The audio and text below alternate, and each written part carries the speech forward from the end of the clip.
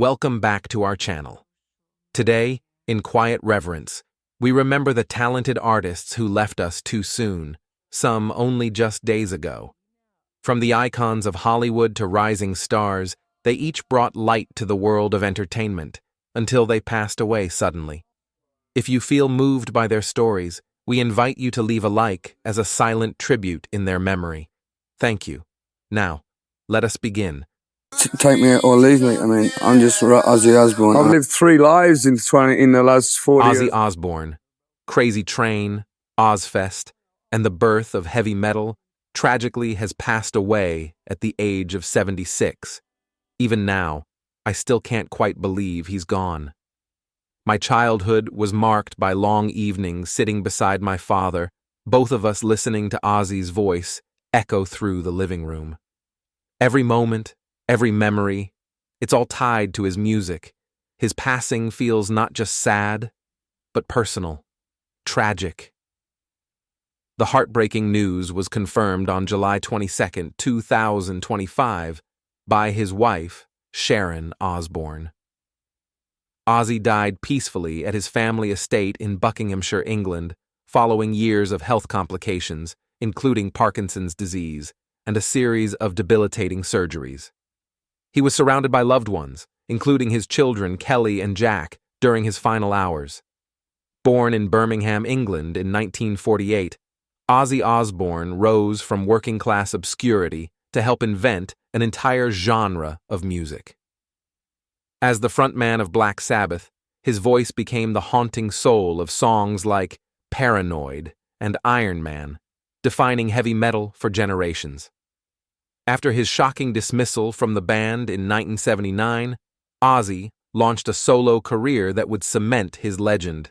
Hits like Crazy Train and Mama, I'm Coming Home became anthems, while his Ozfest festival gave a platform to countless metal acts.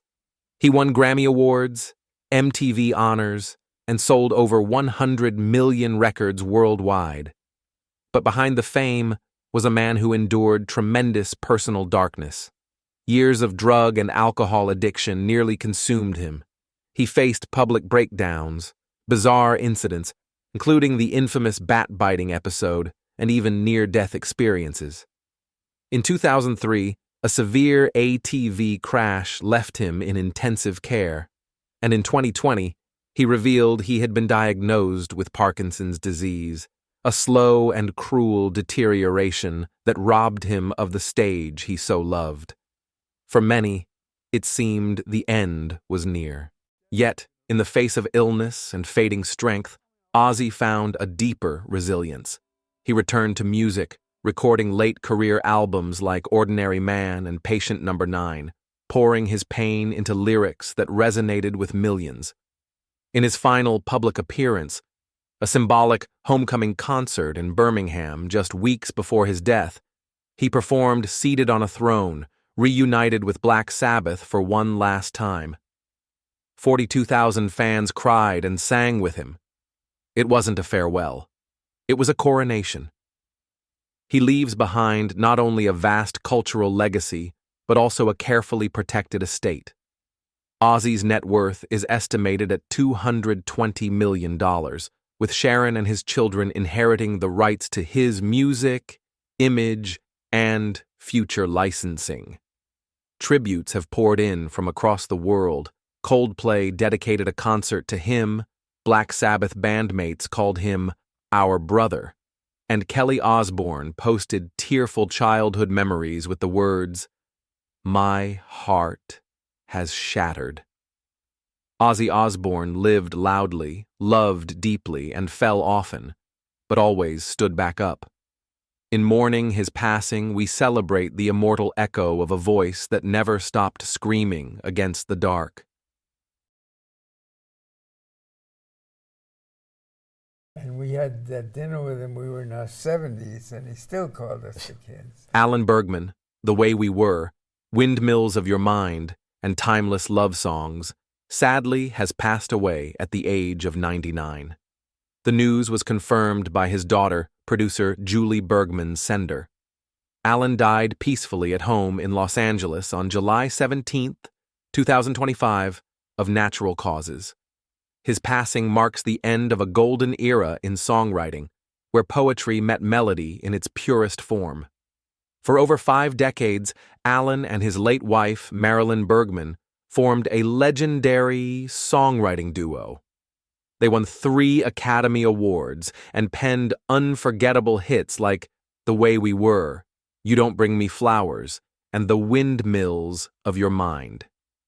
Their words were brought to life by Barbra Streisand, Frank Sinatra, and Michel Legrand, capturing the delicate balance of joy and sorrow with unmatched grace.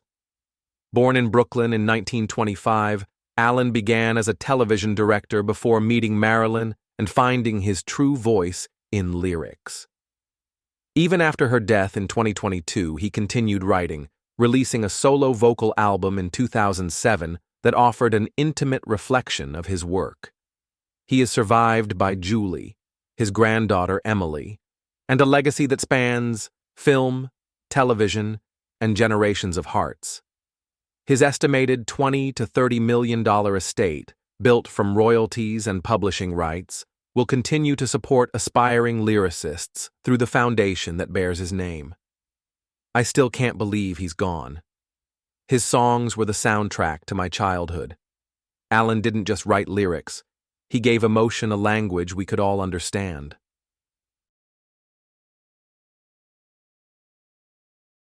Someone asked me last week what my greatest achievement was.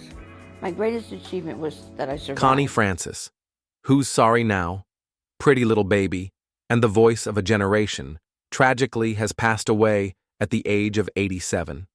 The news was confirmed by her longtime friend and publicist, Ron Roberts, on July 17, 2025. Francis died peacefully at her home following recent hospitalizations for chronic pain. Though the exact cause of death was not disclosed, her health had declined in recent months. Born Conchetta Franconero in Newark, New Jersey, she rose from modest beginnings to become one of the most beloved American pop singers of the 20th century.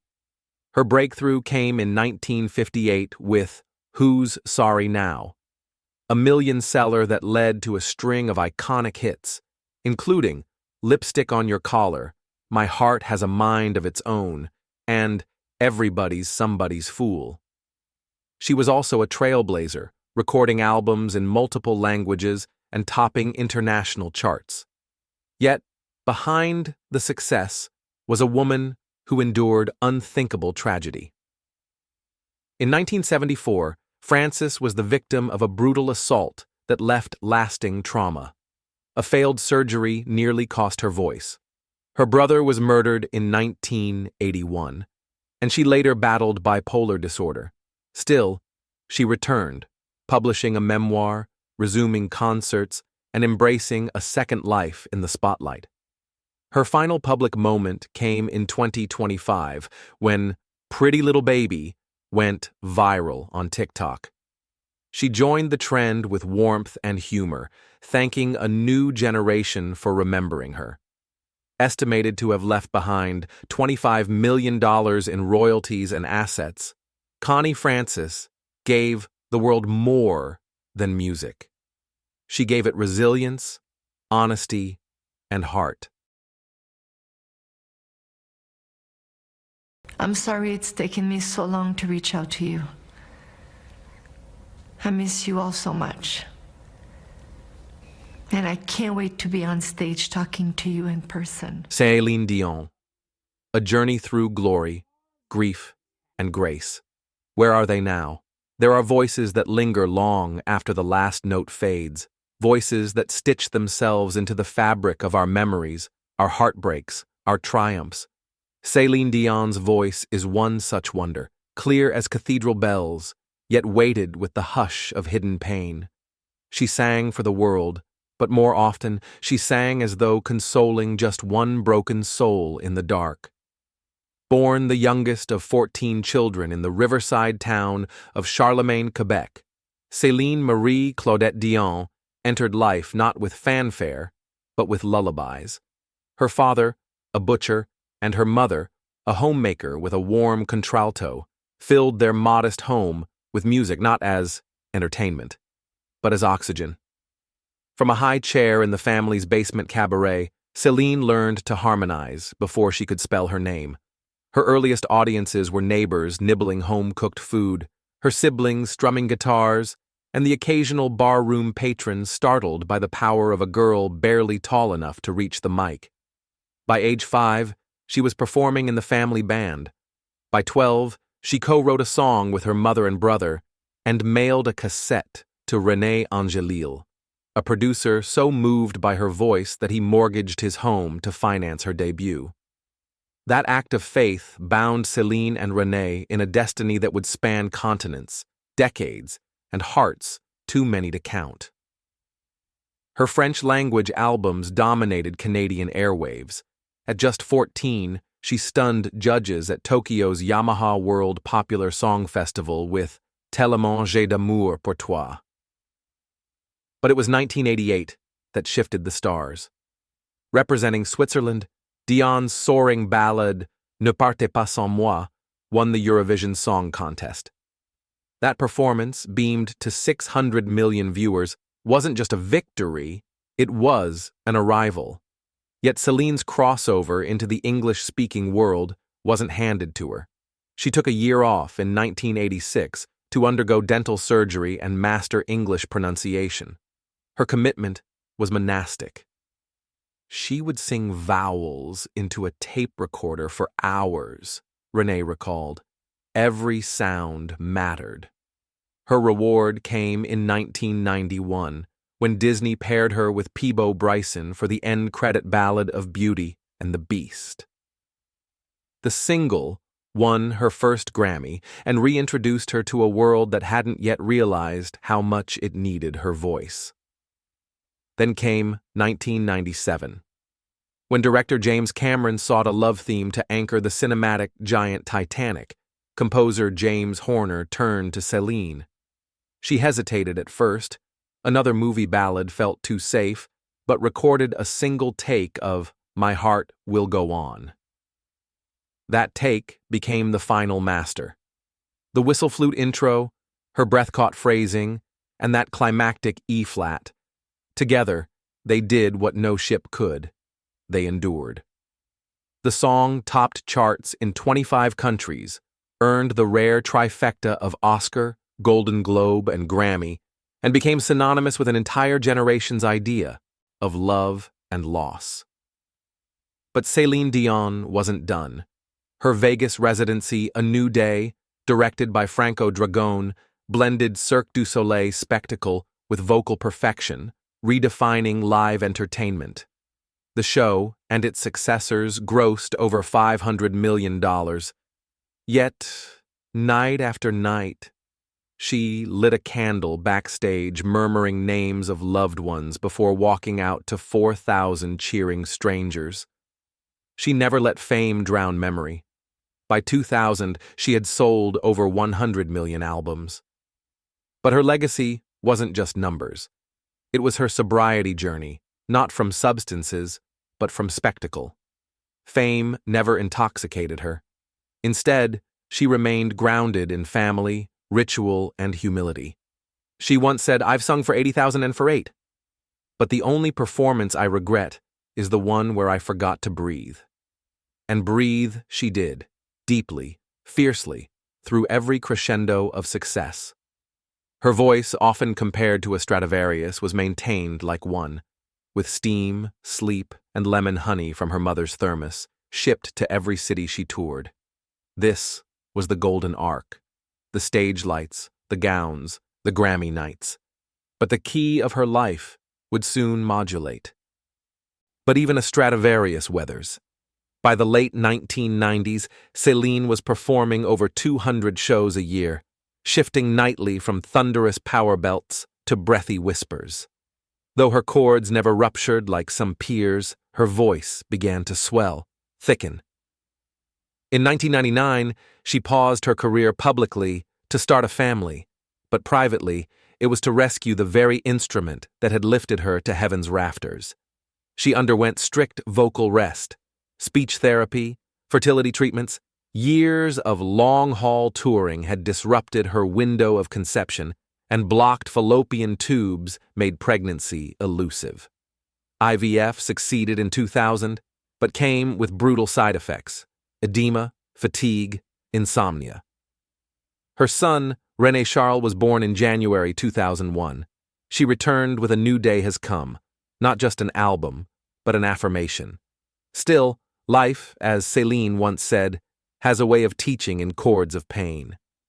In 2009, a much-publicized pregnancy ended in miscarriage. She grieved quietly, choosing privacy over headlines. A year later, twin boys, Nelson and Eddie, arrived after 5 more IVF cycles.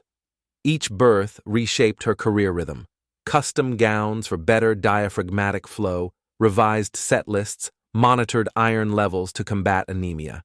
Even at her apex, motherhood softened her stagecraft. And then came the winter of 2016. René Angelil, her husband, mentor, guardian angel, died of throat cancer on January 14th. 2 days later, her brother Daniel succumbed to the same disease.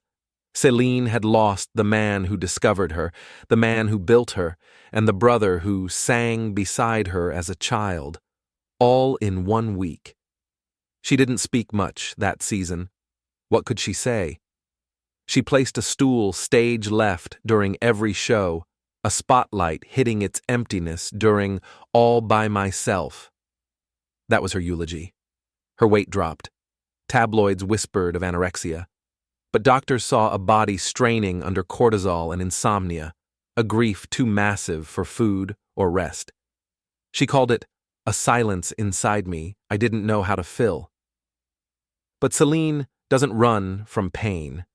She befriends it. She auctioned René's wine collection and donated the proceeds to throat cancer research and Montreal's St. Justine Children's Hospital.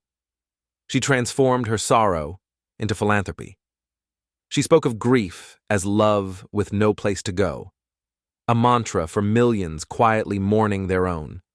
Still, her own trials weren't done. By 2022, her team noticed something was off. She missed notes. Her breathing faltered. At first, she blamed the acoustics, the air. But when muscle spasms grew and her voice began to lock without warning, she underwent neurological testing. The diagnosis came: stiff person syndrome, a rare, incurable autoimmune disorder that causes muscle rigidity, hypersensitivity to sound, and breath support seizures. She canceled her Courage World Tour. The woman who once conquered arenas now couldn't trust her body for more than 5 minutes in front of a mic. In a tearful video, Céline said, "I'm working hard every day with my team of doctors, with my kids, with my voice coaches, but I have to admit, it's been a struggle." And yet, amid the fragility, a new kind of power emerged. She adapted: micro-recording sessions, aquatic physiotherapy, vocal takes, broken into segments no longer than a prayer.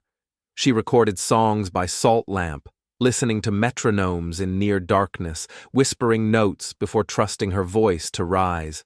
She sang differently: lower keys, slower vibrato, as though every note might be her last, and must therefore be her truest.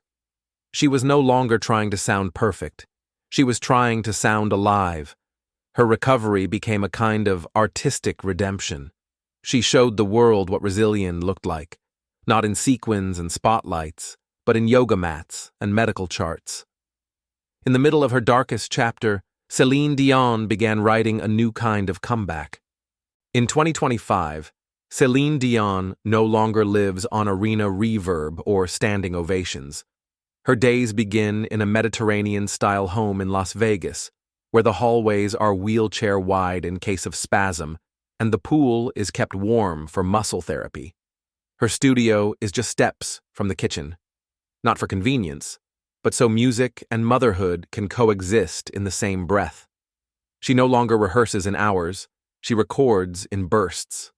15 minutes of melody, a pause for stretching, a moment of silence to steady her breath, Producers send her instrumental beds in advance, and she hums softly, testing for fluidity in the diaphragm before letting any vowel fly. The voice is softer now, not because it lacks power, but because it's learned that intimacy can be more commanding than crescendo. Her upcoming bilingual album, Phoenix, doesn't scream for a chart topper. It leans into orchestral pop and whispered electronica. The lead single, Rise Quietly, is already being called a new anthem for invisible illness, reminding listeners that legacy isn't just what we do when the world watches, but what we endure when no one sees. Her presence at the 2024 Grammys was unexpected, electric. She glided in wearing a sculpted Schiaparelli gown with satin wings, half angel, half survivor. "It's good to be here," she said simply, and the room, full of younger stars who'd grown up on her records, rose to their feet. The clip went viral, not because of what she wore, but because she radiated sobriety journey in its truest form, grace after gravity. She mentors her son, René Charles, now a budding producer under the name R.C. Angel. They share the studio, layering beats beneath her sketches. Her twin boys, Nelson and Eddie, attend bilingual school. She cheers at their soccer matches in oversized sunglasses and rhinestone sneakers that spell courage. Even at rest, she dazzles. She's expanded her philanthropic footprint, too. Her children's clothing line, Celinedion, relaunched in 2024 with adaptive wear, seamless, tagless, made for sensitive bodies. Her new fragrance, Courage Essence, funnels all profits to the Angel Dion Center in Montreal, funding neurological research and caregiver support. She hosts live streams called Celine Sundays, often closing with a lullaby, sung into nothing but a metronome. It's intimate, unscripted, and watched by millions. That's the thing about cultural impact. You can leave the stage, but the echo remains. In her own words, "I've sung for 80,000 and for 8. Right now, my favorite audience is whoever needs to believe the impossible is still possible. So if you were wondering where Céline Dion is now, she is still here, still singing, still turning grief into grace. Her comeback isn't a tour, it's a life rebuilt, chord by chord, breath by breath. And if you close your eyes, you might hear her, late at night, in a warm lit room, humming over the laughter of her children, her voice no longer ooh, soaring toward the rafters, but settling into something deeper. Hope, legacy, a quiet redemption. So tell us, what's the Céline Dion song that carried you through your own storm? Share your story in the comments, and if you believe in second acts and softer comebacks, subscribe for more stories that honor the artists who still sing when no one else can.